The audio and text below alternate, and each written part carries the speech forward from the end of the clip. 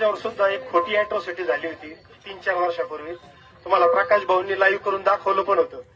त्याचं उदात्तीकरण आज तुम्ही सगळे एकत्र आलेत.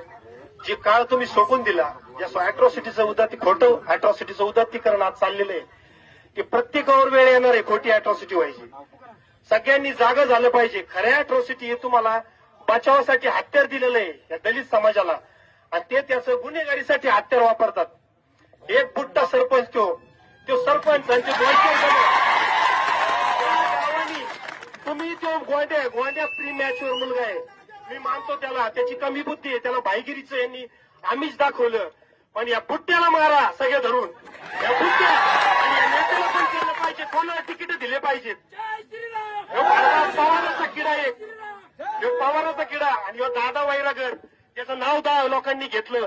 त्या दादा वैरागरच हा दादा वैरागर या गोंड्याची उदात्तीकरण करतो, त्याला क्रांतिकारक घोषित करतो. भाडवा हा गोंड्या जो अक्षयवर हल्ला करतो, अक्षयवर हल्ला झाल्यानंतर लोक नाटकासारखं बघत बसतात, फेसबुकवर बघत बसतात. तुम्ही अक्षयवर हल्ला झाला, त्याच्यानंतर दुसरा पार्ट येतो की अक्षय गोंड्याला हल्ला झाला, तिसरा पार्ट येतो गोंड्याचे पाय तोडले, आणि चौथा पार्ट येतो गोंड्याचं उदात्तीकरण झाल्यावर तुम्ही इथं बाहेर आलाय. तुमच्या लक्षात आलं गोंड्या हा प्रत्येकाच्या घरात घुसणार आहे. गोंड्या हा कॅरेक्टर आहे. गोंड्या हे नाव खराब नाहीये.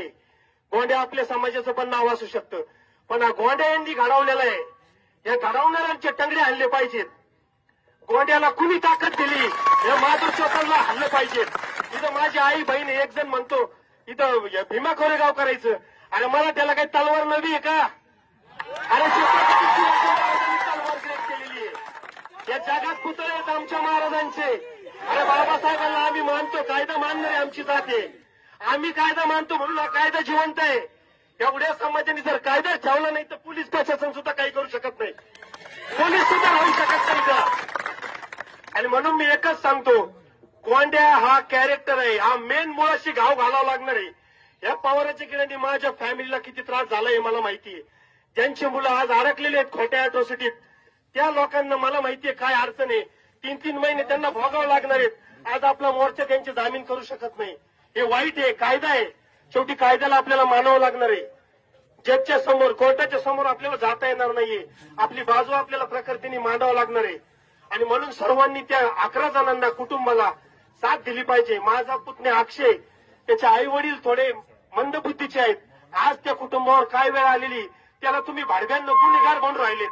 पण एक सांगतोय, अक्षय तुमच्यासाठी काफी एकटा.